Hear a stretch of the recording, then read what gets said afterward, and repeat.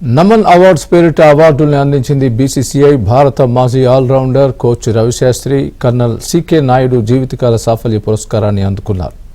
హైదరాబాద్లో నిర్వహించిన కార్యక్రమంలో బీసీసీఐ అధ్యక్షుడు రోజర్ బిన్ని, సెక్రటరీ జైషా రవిశాస్త్రికి అవార్డును అందించారు.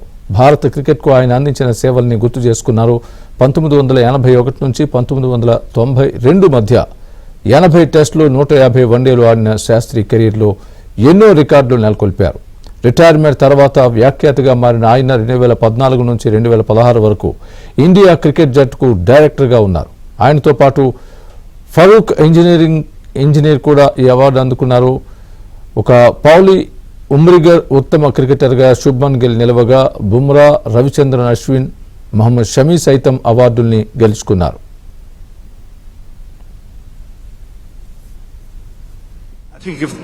To pick one would be difficult, but I'll just go very quickly. You showed one there, 85, because that was a final against Pakistan. So it was a special night at Melbourne. 83, being on that balcony at Lord's when India won the World Cup. Then 100 in the West Indies, a double 100 in Australia.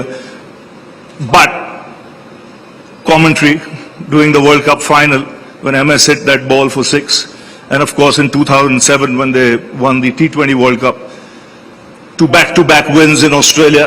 But if you ask me one, the icing on the cake was that last day at the Gabba, when we went past the finishing line with Rishabh Pant taking us home.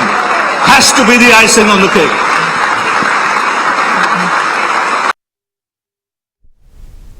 అలాగే 2022-23 ఏడాదికి గాను పౌలి ఉమ్రిగర్ ఉత్తమ అంతర్జాతీయ క్రికెటర్గా opener Shubman Gill ఎంపికయ్యాడు.